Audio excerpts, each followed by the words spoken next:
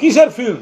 বিভিন্ন বিয়ে বাড়িতে যেরকম ভিডিও শ্যুট হয় ওরকম ভিডিও শ্যুট, তার সঙ্গে ওইসব আজকালকার ওই এআই গ্রাফিক্স ওইসব দিয়ে বিকৃত কিছু করে বাংলায় ভেদাভেদ ছড়াবার চেষ্টা।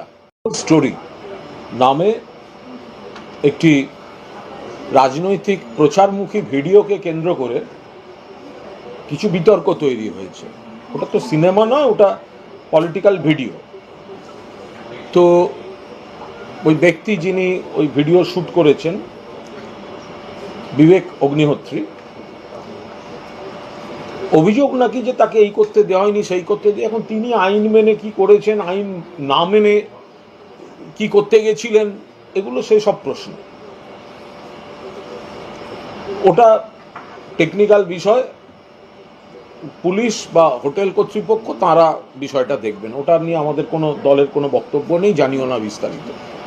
কিন্তু উনি যে নাটকটা করছেন, একদম পরিষ্কার কথা, বেঙ্গল ফাইলস বাংলাকে কালিমা লিপ্ত করতে। পরিষ্কার কথা, দম হলো না গুজরাট ফাইলস করার, দম হলো না মণিপুর ফাইলস করার, দম হলো না উত্তরপ্রদেশ ফাইলস করার, দম হলো না মধ্যপ্রদেশ ফাইলস করার।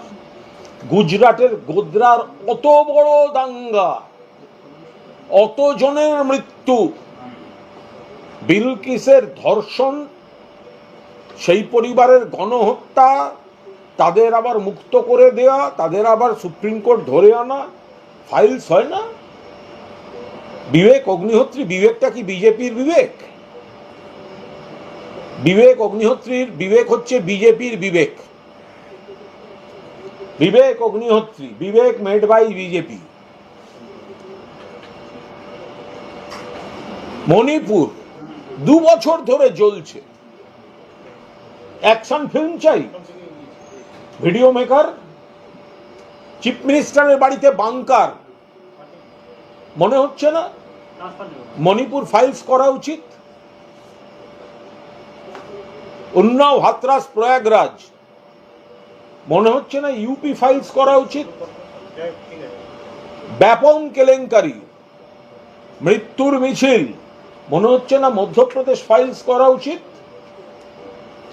যে রাজ্য উন্নয়নে এগিয়ে, কেন্দ্রীয় সরকার স্বীকার করে, আন্তর্জাতিক সংস্থা স্বীকার করে, যেখানে কন্যাশ্রী থেকে লক্ষ্মীর ভান্ডার, স্বাস্থ্যসাথী থেকে 50টা, 60টা, 70টা স্কিম, 80টা, সেই রাজ্যে আপনি বিভেদমূলক বিষ ছড়াতে এসছেন আপনার ওই পচা ভিডিও নিয়ে। আমি সংবাদ মাধ্যমকে অনুরোধ করব, বাংলাকে কলুষিত করতে চাইছে, তাকে বীর সাজাচ্ছেন। ওকে বলুন আগে গুজরাট ফাইলস করে আসতে, ও দম বুঝবো। ওকে বলুন আগে মণিপুর ফাইলস করে আসতে, ওর দম বুঝবো। ওকে বলুন ইউপি ফাইলস করে আসতে, ওর দম বুঝবো। যে রাজ্যটা ভালো আছে, উন্নয়ন হচ্ছে, এত বড় সমাজে যদি সামাজিক অপরাধ যা ঘটছে, সরকার প্রশাসন ব্যবস্থা নিচ্ছে সঙ্গে সঙ্গে। আগে 34 বছরের থেকে কমেছে, বিজেপির অন্য স্টেটের থেকে কমেছে। এই ভিডিও নির্মাতা এসে বাংলাকে কলুষিত করার ইন্ধন দিচ্ছেন। ওকে মরিস সেলুলোকে যেরকম অবাঞ্ছিত ঘোষণা করে কলকাতা থেকে বার করে দেওয়া হয়েছিল, এই বিবেক অগ্নিহোত্রীকেও অবাঞ্ছিত ঘোষণা করে বাংলা থেকে বার করে দেওয়া উচিত। কিন্তু এটা মমতা বন্দ্যোপাধ্যায়ের সরকার, আমরা গণতন্ত্রে বিশ্বাস করি, তাই এই দাবিটাও আমরা করছি না এবং সরকার সেই পদক্ষেপ নিচ্ছে না। তার মানে এই নয় যে উস্কানিমূলকভাবে লাগাতার কে বিজেপির, কে বলছে বাংলা ভাষা বলে ভাষা হয় না, বাংলা ভাষা নাকি বাংলাদেশি ভাষা, কে বলছে বাংলার অমুক, বাংলাকে বদনাম করো, বাংলাকে বদনাম করো, আর সেই জন্য এইসব ভিডিও মেকারকে নামিয়েছে। কিসের ফিল্ম? বিভিন্ন বিয়ে বাড়িতে যেরকম ভিডিও শ্যুট হয় ওরকম ভিডিও শ্যুট, তার সঙ্গে ওইসব আজকালকার ওই এআই গ্রাফিক্স ওইসব দিয়ে বিকৃত কিছু করে বাংলায় ভেদাভেদ ছড়াবার চেষ্টা। তীব্র নিন্দা করছি। উনি উনি বাংলার অস্মিতার কথা কি বলতে গিয়ে একদিকে সত্যজিৎ রায়ের নাম নিচ্ছেন, আরেকদিকে ওই কি সুরাবুদ্দিন কি রোড রাস্তা তার নাম সত্যজিৎ রায়ের নাম বিবেক অগ্নিহোত্রীর মুখে মানায় না। সত্যজিৎ রায়ের রাজ্যে এসে, সত্যজিৎ রায়ের বাংলা এসে আপনি বাংলাকে কলুষিত করছেন। গুজরাট ফাইলস করেননি কেন? ওটা তো অনেক বড় ঘটনা। গুজরাট ফাইলস করেননি কেন? বিষয়বস্তু যদি হয় কোনটা ভয়ঙ্কর কোনটা বড়, তাহলে গুজরাট ফাইলস করেননি কেন? তাহলে ইউপি ফাইলস করছেন না কেন? তাহলে মণিপুর ফাইলস করছেন না কেন, যেখানে চিফ মিনিস্টারের বাড়িতে বাংকার তৈরি করতে হয়? এতটা হিংসা চলছে সেখানে। সত্যজিৎ রায়ের নাম নিচ্ছেন। সত্যজিৎ রায়ের নাম আপনার মুখে মানায় না। সত্যজিৎ রায়ের নাম আপনার মুখে মানায় না। সত্যজিৎ রায়, তার বাংলাকে আপনি অপমান করতে আসছেন। সত্যজিৎ রায়ও আপনাকে সমর্থন করতেন না। সুরাবুদ্দি এভিনিউয়ের নাম পরিবর্তন করে গোপাল মুখার্জি এভিনিউ করতে বলছেন। তুমি বাংলার অস্মিতার কথা, উনি কে? মুখ্যমন্ত্রী এতই বলছেন। উনি কে? হু ইজ বিবেক অগ্নিহোত্রী? কে বিবেক অগ্নিহোত্রী? একটা ভিডিও তৈরি করে ইতিহাসের সঙ্গে যুগে যুগে যুগে যুগে কিছু নাম থেকে গেছে, আমাদের অতীত থেকে অনেকে করে রেখে গেছেন। কথায় কথায় নাম বদল। আমি তো বলছি উনি তো এই বিবেক হচ্ছে বিজেপির বিবেক। বিবেক অগ্নিহোত্রী, ওনার বিবেকটা তো বিজেপির কাছে বন্ধক দেয়া আছে। বিজেপির বিবেক, সেই জন্যই বিজেপির কথাগুলো বলছেন। বাংলা সম্পর্কে কি জানেন? ওনাকে তো রাজনৈতিক অ্যাসাইনমেন্ট দেওয়া হয়েছে করার জন্য। উনি গুজরাট ফাইলস আর মণিপুর ফাইলস করেননি কেন? পরিষ্কার কথা। কোন ঘটনাগুলো বড়? গুজরাটের ঘটনা বড় নয়? মণিপুর এখনো জ্বলছে, বড় নয়? যান না ওই বিয়ে বাড়ির শুটিং এর মতো শুটিং করতে, যান না মণিপুরে। বরযাত্রী জামাই আদর করে দেবে মণিপুরে। যেখানে সিএম এর বাড়িতে বাংকার করতে হয়, ক্যামেরা নিয়ে একবার পরিচালকপনা দেখান না ওখানে গিয়ে। বিবেক অগ্নিহোত্রী। শ্রমিক ভট্টাচার্য বলছেন এটা পশ্চিমবঙ্গের জন্য অত্যন্ত চূড়ান্ত লজ্জার। কোনো লজ্জার নয়। আমরা অত্যন্ত কড়াভাবে বিবেক অগ্নিহোত্রীর ক্রিয়াকলাপের নিন্দা করছি। হোটেলে কি হয়েছে ওই নিয়ে কোনো কথা বলতে পারবো না। জানি না উনি কি নিয়ম মেনেছেন কি মানেননি, আমাদের সাবজেক্ট নয়। কিন্তু উনি যে বিজেপির অ্যাসাইনমেন্ট নিয়ে Gujarat files, Manipur files, UP files না করে বাংলাকে কালিমালিপ্ত করতে এসছেন, তো এতে তো বিরোধীদের হাত শক্তিশালী করতে এসছেন উনি। তাই বিরোধীরা তো ওনার হয়েই কথা বলবে, তো খুব স্বাভাবিক ব্যাপার। বিরোধীরা ওনার হয়েই কথা বলবে। সেটা তো বিবেক অগ্নিহোত্রী এই পরিচালক। তিনি এর আগে কাশ্মীর ফাইলস বানিয়েছেন, তারপর কেরালা ফাইলস এবং এখন বেঙ্গল ফাইলস।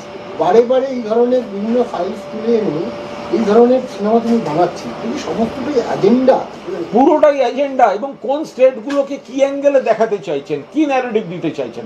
আমি তো বলছি একটা গুজরাট ফাইলস করে দেখান না, একটা মণিপুর ফাইলস হোক না। ইউপিতে উন্নাও, হাথরাস, প্রয়াগরাজ গণধর্ষণ, খুন, এবং মেয়েটি যাতে বিচার না পায়, যারা বিচার চাইছিল তার বাড়ির লোককে খুন, এই জিনিস ইউপি দেখিয়েছে। করুন ফাইলস, তারপর কথা বলুন। তো এ তো পুরো ন্যারেটিভ তৈরি করতে আসছে। সে আবার বীর সাজছে, বড় বড় কথা। বিবেক অগ্নিহোত্রী একটা অভিযোগ যে তারা দুদিন আগেই সমস্ত পারমিশন হোটেল কর্তৃপক্ষের কাছ থেকে নিয়েছিল। তারা এর আগে চেয়েছিল যে কলকাতার কোনো একটি প্রেক্ষাগৃহে তারা এই ট্রেলার লঞ্চ। বিবেক অগ্নিহোত্রী বাংলায় বিষ ছড়াতে আসছেন উদ্দেশ্য প্রণোদিতভাবে। যার Gujarat files, Manipur files, BJP শাসিত রাজ্যগুলোর ফাইলস করার দম হয় না, তিনি কোনো পরিচালকই নন।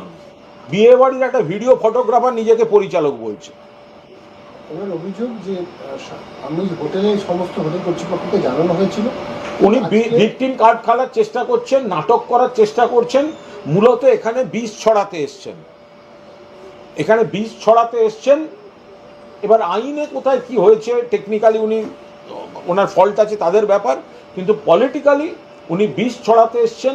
উনি আগে ওনাকে জবাব দিতে হবে। গুজরাট ফাইলস, মণিপুর ফাইলস না করে শুধু বিজেপি যে রাজ্যগুলোকে নিজেদের চোখ দিয়ে বিভ্রান্তিকরভাবে দেখাতে চাইছে, উনি শুধু সেইগুলোতে আসছেন কেন? বলছি, পেট্রোলিয়াম মন্ত্রকের ওয়েবসাইটে তাতে প্রথমে ভারতের পতাকা, তার নিচে সাভারকারের ছবি। ৯ দশকের গোড়ায় মরিস সেলুলোকে অবাঞ্ছিত ঘোষণা করেছিল কলকাতা পুলিশ, এয়ারপোর্টে ছেড়ে দিয়ে এসেছিল, ত্রিসীমানায় যেন না দেখা যায়।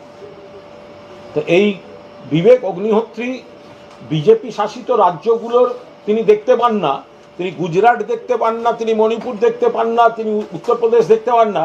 বিজেপি তাকে যেখানে যেখানে নামায় তিনি সেখানে গিয়ে শুটিং করে তার বিষ ছড়াতে, মেলাইন করতে নেমে বাংলা এসছেন। ওকেও অবাঞ্ছিত ঘোষণা করে বাংলা থেকে বার করে দেওয়া উচিত।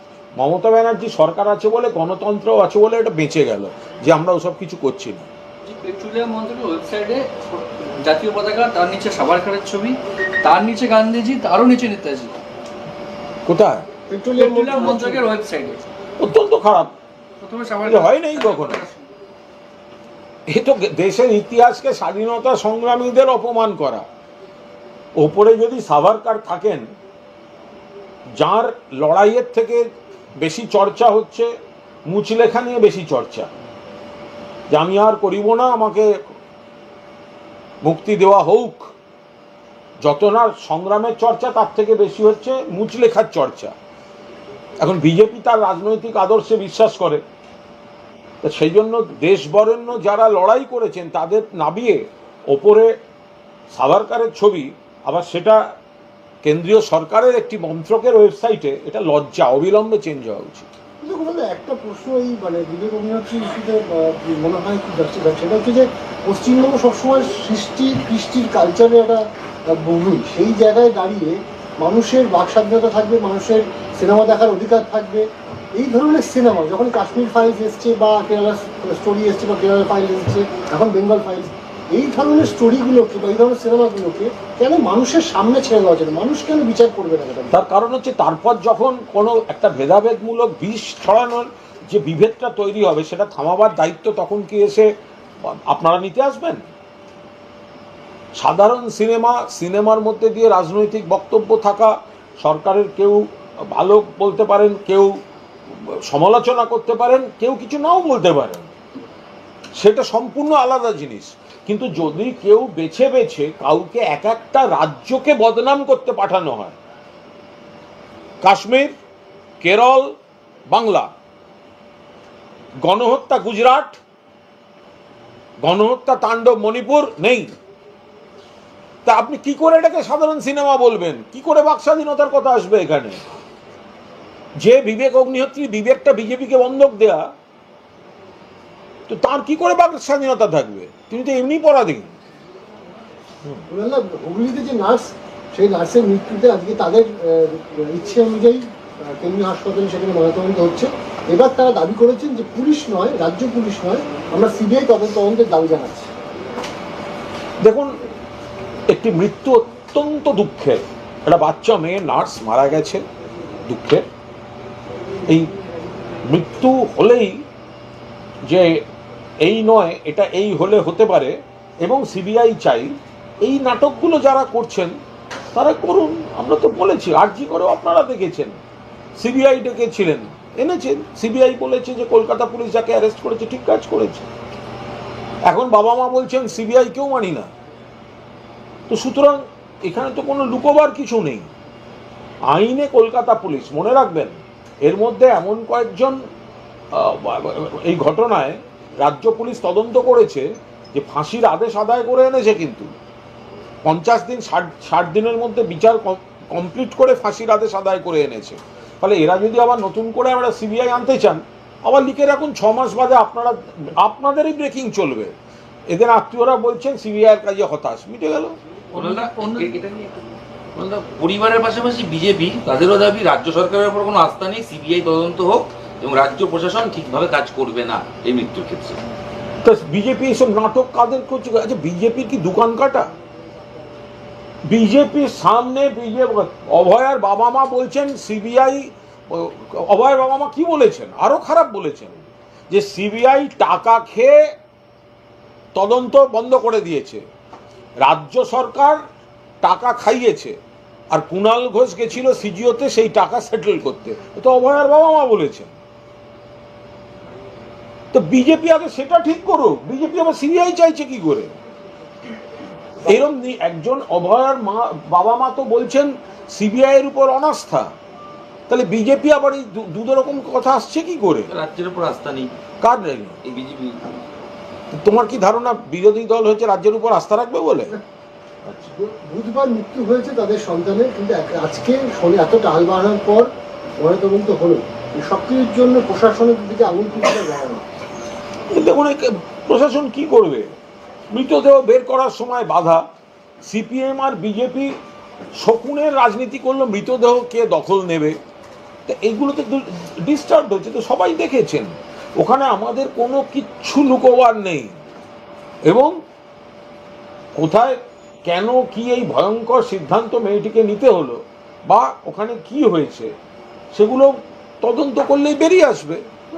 অন্যদিকে অভয়ের বাবা মা শিক্ষক মৃত্যুতেও অন্যদিকে অভয়ের বাবা মা আজকে তারা রাষ্ট্রপতিকে মেল করেছেন যে কলকাতা পুলিশের দ্বারা তারা নির্যাতিত মেয়ের প্রথম মৃত্যুবর্ষ। আজকে কি বার? শনিবার, মানে মঙ্গল বৃহস্পতি শনি, মানে অভয়ের বাবা মা যা কথা বলেন দেখবেন সোম বুধ শুক্র একদিকে যায়, মঙ্গল বৃহস্পতি শনি আর একদিকে যায়, জোয়ার ভাটা অনুযায়ী থাকে, অমাবস্যা পূর্ণিমা অনুযায়ী থাকে, ফলে বলা খুব মুশকিল ওনারা কবে কার উপর আস্থা রাখছেন, কবে কার উপর আস্থা রাখছেন না। অত্যন্ত দুর্ভাগ্য। বলেছেন দুদিন বাদে বলবেন রাষ্ট্রপতি ওনাদের কথা শোনে না। এই তো দিল্লি ঘুরে এলেন পর্যটকের মতো, কেউ দেখা করেছে দিল্লির বিজেপির নেতাদের বড় কেউ? রাষ্ট্রপতির কাছে তো টাইম চেয়েছিলেন, প্রধানমন্ত্রীর কাছে তো টাইম চেয়েছিলেন, হোম মিনিস্টারের কাছে তো টাইম চেয়েছিলেন, কে টাইম দিয়েছেন? ওই তো বললাম, সম্বুধ শুক্র ওরা একরকম বলেন, মঙ্গল বৃহস্পতি শনি ওরা আর এক রকম। একটা বিষয় সেটা হচ্ছে যে এই যে নার্সিং পড়ুয়া মারা গেছে, নার্স মারা গেছে, শ্রীরামপুর ওয়ালস হাসপাতালের সুপার তিনি রেফার করেছিলেন মৃতদেহ মেডিকেল কলেজের মর্গে।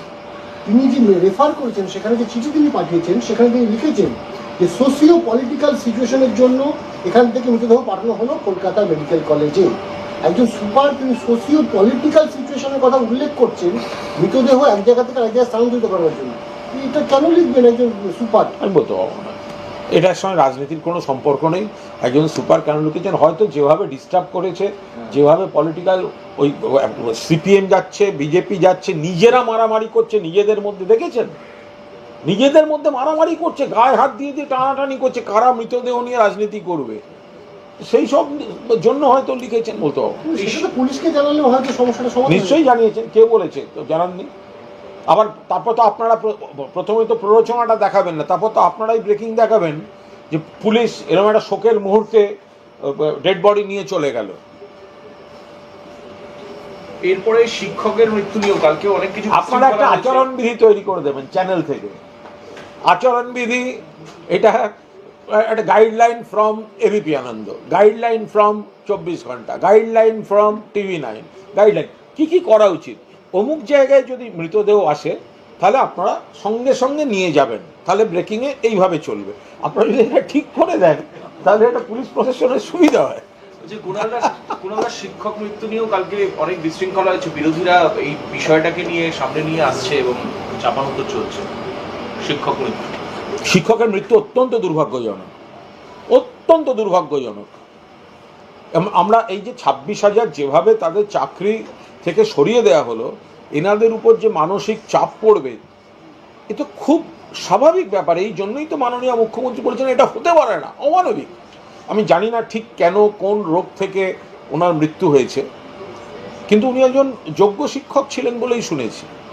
যোগ্য শিক্ষকের মৃত্যু তার পরিবারকে কাজে দিশেহারা করে দিয়েছে, এত চাকরি চলে গিয়েছে এবং স্বাভাবিক। এর জন্য দায়ী হচ্ছে যারা পৈশাচিকভাবে চাকরি খাবো, সকলের চাকরি খেতে হবে বলে যারা কোর্টে গেছে তারা দায়ী। এই সিপিএম, এই কংগ্রেস, এই বিজেপি, এরা দায়ী। এক প্রাক্তন বিচারপতি এখন সাংসদ দাপটের সঙ্গে বলছেন চাকরি খাবো, তারা দায়ী। কিন্তু এই গোটা ঘটনায় এসএসসি এবং রাজ্য সরকার কি দায় এড়াতে পারে? কারণ দায় এড়ানোর কথা, যদি আজকে দায় আলাদা করা যেত, দায় এড়ানোর তাহলে কথা, এই পরিস্থিতি তৈরি হতো না। দায় এড়ানোর কথা হচ্ছে না। ত্রিপুরায় যখন গোটা রাজ্যের প্যানেলটা বাতিল হয়ে গেছিল, তখন সিপিএম জমানার প্যানেল, পরে বিজেপিও সামলাতে পারেনি, তখন এই উকিলরাই সুপ্রিম কোর্টে গিয়ে বলেছিলেন কয়েকজনের ভুলের জন্য সবার চাকরি যেতে পারে না। আর তারাই আবার এখানে উল্টো কথা বলছে, আগে সকলের চাকরি খেতে হবে। বলছি 1946 সালে কলকাতার গণহত্যার প্রতিবাদ আজকে কলেজ স্কোয়ার থেকে মিছিল করছেন শুভেন্দু অধিকারী।